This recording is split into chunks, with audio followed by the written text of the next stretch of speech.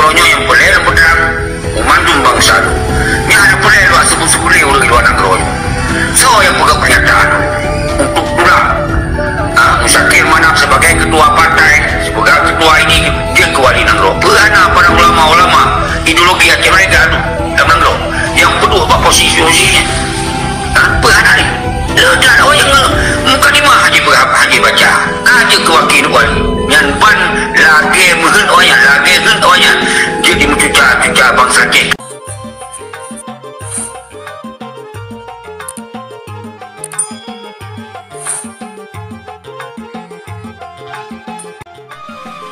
Assalamualaikum warahmatullahi wabarakatuh.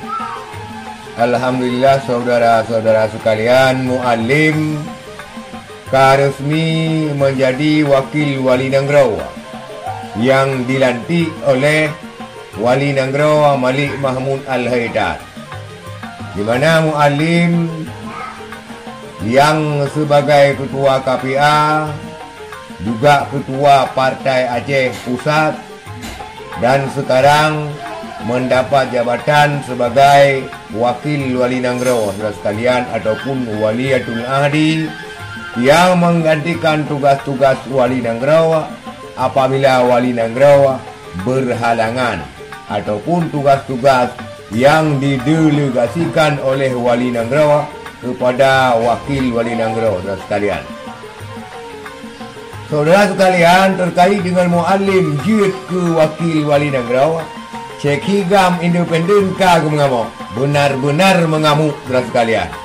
Menurut Cek Higam independen, wahana urang lain selain muallim yang jid ke wakil Wali Nangro, muallim matang tokoh perjuangan hana urang lain memukadimah matang hanjui kun Cek Higam. Pun demikian saudara-saudara sekalian, menurut ketua LPMA, di mana pelantikan muallim yang menuai tanda tanya dijawab oleh ketua LPMA Aceh bahawa muallim dianggap sanggup memersatu, artinya dianggap sanggup memersatukan rakyat Aceh yang sedang dalam keadaan begini.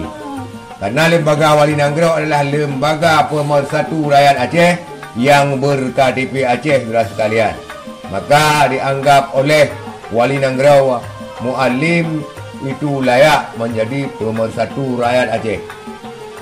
Juga anggapan tersebut telah diutarakan oleh ketua LPMA Aceh.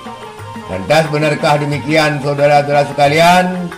Kita lihat bagaimana reaksi daripada rakyat Aceh dan juga daripada pengamat-pengamat politik, termasuk daripada Cek Higam independen yang pegah puhana lain.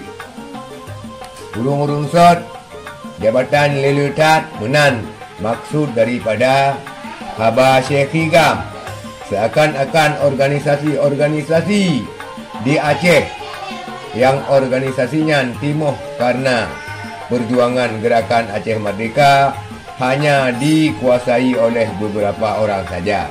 Benarkah demikian? Kita tunggu reaksi-reaksi daripada rakyat Aceh saudara sekalian.